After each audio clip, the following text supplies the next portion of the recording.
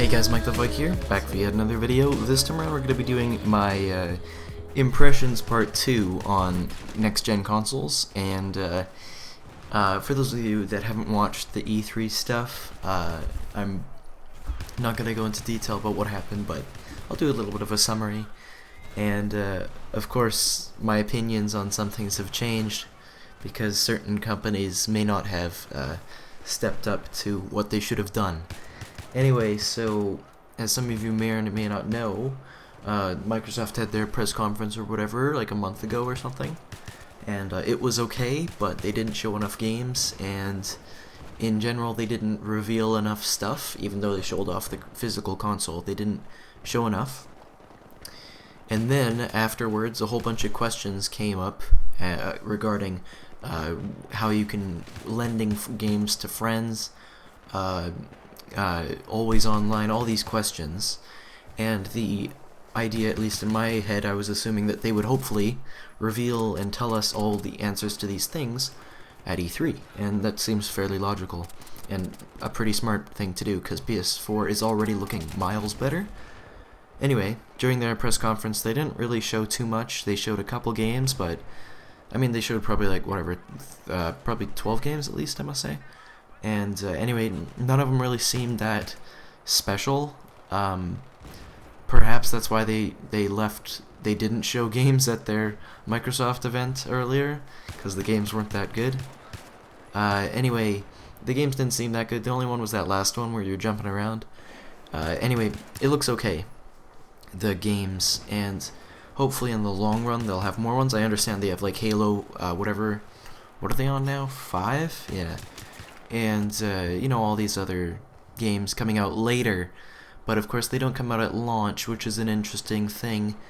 I don't know if that's the smartest thing actually, but anyway, a big problem with the Xbox One right now is, or Microsoft, is one, there's no, in my opinion, big reason to buy the Xbox right now, the Xbox One, when it comes out, because one, the launch titles just aren't there. There's one, but I don't think people are going to buy a console for one game, unless it's something like Uncharted for the PS3. Anyway, so you know, the games don't look that good, and so that has to do with buying it. I don't think, like, it doesn't have good reasons to buy it at launch, day one.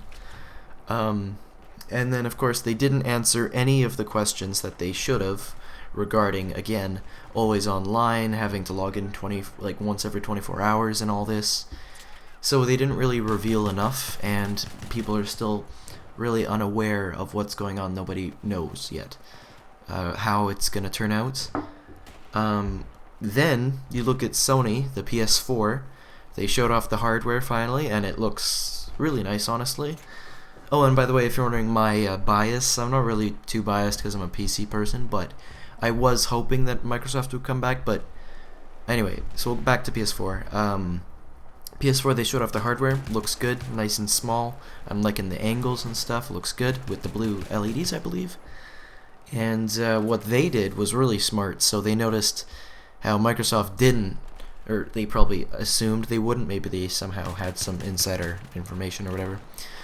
And anyway, what they did was they said what Microsoft didn't. So Microsoft is like, well, we're not sure if it has 24-hour check-in. We're not sure how borrowing games work. So what Sony did is they said, and you can borrow games, no problem. You can just lend it to a friend. You can do whatever you want with. You can sell it. You can rebuy it. You can do whatever you want. No always online. You can play your games offline. They said all the things that Microsoft should have.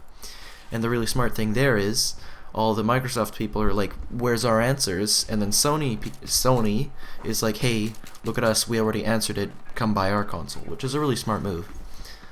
And so really they showed off, and then they showed off a bunch of really cool games. I forget what they were, the exclusives, but they looked really good, and honestly all the next gen games that are coming out look really good. So I guess for both of them, no matter which option you go, you're gonna have really good games. A bunch of games from Ubisoft, I think, and all those games. Like, either way, you're probably gonna get a nice experience. but there's like I'd say there's more exclusives on the PS4. And then of course PS4 has probably better features in terms of, you know, they have a game membership and stuff, and you get free games, I think. So in the end, it's Microsoft 0 and PS4 2 in terms of scoring, because PS4 did a good job the first time, and this time Microsoft did a bad job this time and the time before.